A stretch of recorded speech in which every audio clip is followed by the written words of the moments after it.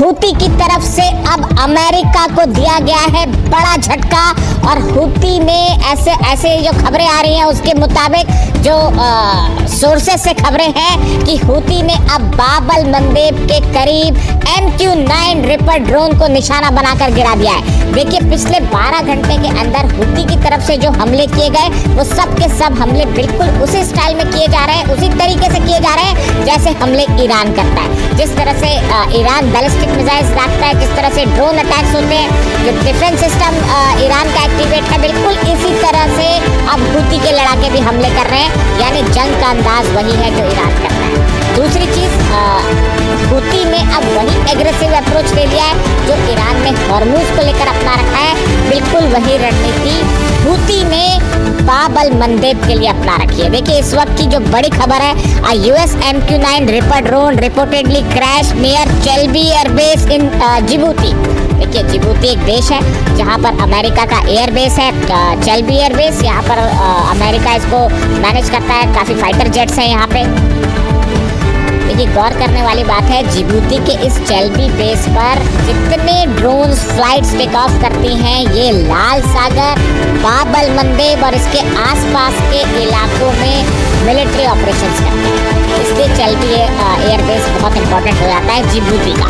अब जो खबरें हैं कि यहाँ पर एक MQ-9 रिपर ड्रोन जो है वो गिरा दिया गया है, क्रैश कर दिया गया है और the embassy confirm it was tracking an aircraft in distress but did not identify the aircraft और explain the cause of the incident. Reports have identified the aircraft as an MQ-9 while no group has claimed responsibility। देखिए अभी जो खबर है उसके मुताबिक एक MQ-9 Reaper drone था जिसने ये चेल्बी एयरबेस जो अमेरिका का है इससे टेक ऑफ किया। ये बाब-अल मंदेब के आसपास था, तब इसने स्ट्रेस सिग्नल दिया और फिर उसके बाद ये लौटा नहीं और क्रैश कर गया।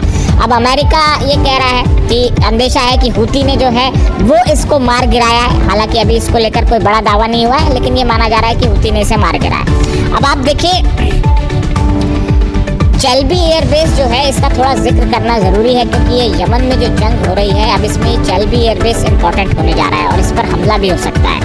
ये जो एयरबेस है जिबूती में स्थित एक सामरिक सैन्य एयरबेस है।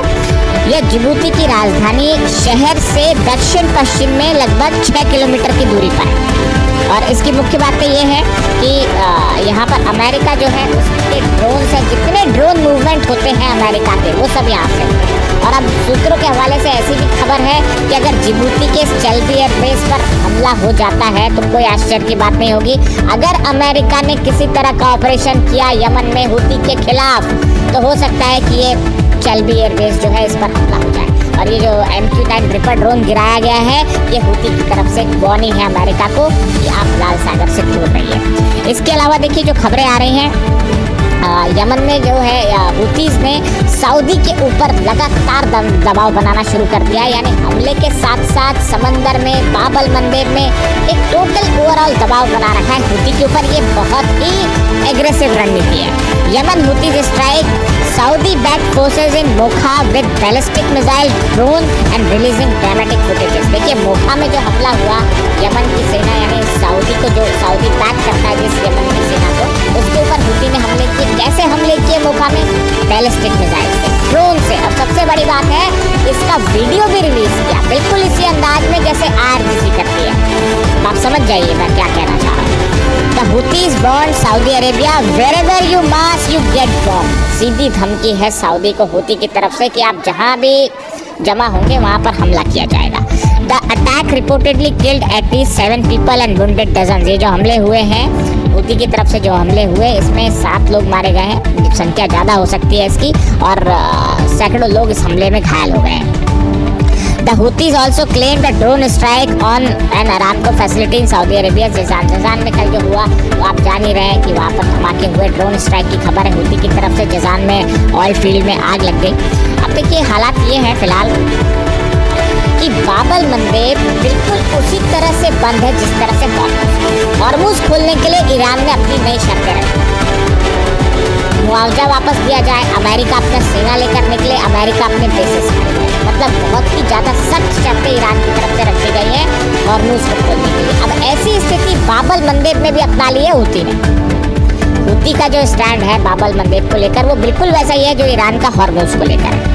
अब इस हालात में सऊदी अरेबिया क्या करेगा? देखिए ये बहुत अहम हो जाता है मामला। जिस तरह से ये पैक्ट साइन हुआ सऊदी पाकिस्तान तुर्की का उसको लेकर ये था मामला कि अब ये सऊदी पर सीधा हमले हो रहे हैं। इसी को जंग कहते हैं, सीधे हमले हो रहे हैं। ऐसी स्थिति में तुर्की और पाकिस्तान क्या करेंगे? क्या दोनों किसी तरह से हूती के ऊपर हमला करेंगे? इस तरह के तमाम सवाल थे। इन्हें साफ कर दिया गया है खासतौर पर तुर्की की तरफ से कि फिलहाल ऐसा कोई जॉइंट फ्रेमवर्क ही तैयार नहीं है जिसके तहत तुर्की जो है वो इस मामले में शामिल।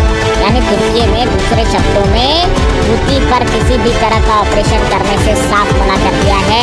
तुर्की ईरान के खिलाफ नहीं जाएगा, ये बात एकदम साफ। इस हालात में देखिए तुर्की माइनस है, यानी सऊदी यहाँ पर फिर अकेला पड़ा हुआ है। अमेरिका मदद करने की सिचुएशन में है नहीं। इजराइल जो है वो सऊदी की मदद करेगा नहीं।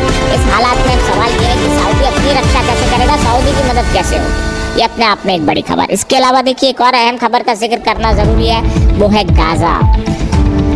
नेतन्याहू की तरफ से बयान आया है कि वो एक तो 15 सूत्री जो प्रोग्राम है डोनाल्ड ट्रंप का गाजा पीस प्लान जो है वो उसको स्वीकार करने से उन्होंने मना कर दिया, सीधा मना कर दिया।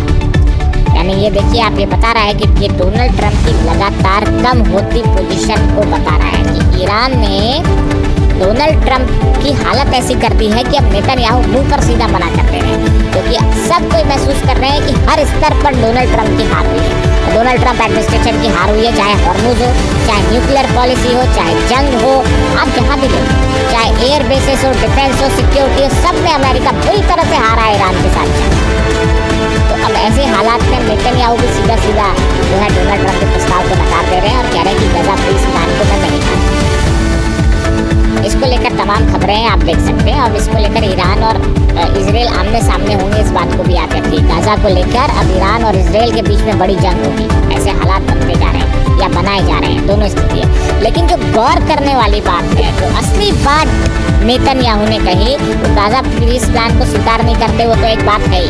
उन्होंने अपनी बातें कही कि हमास हथियार छोड़े वगैरह वगैरह, वो एक अलग चीज़ है। लेकिन जो गौर करने वाली बात है वो ये है, नेतन्याहू ये कह रहा है कि मेरे जीते जी एक फिलिस्तीन एक राष्ट्र नहीं बनेगा, एक राज्य नहीं बनेगा। ये अपने आप में बहुत बड़ी बात है।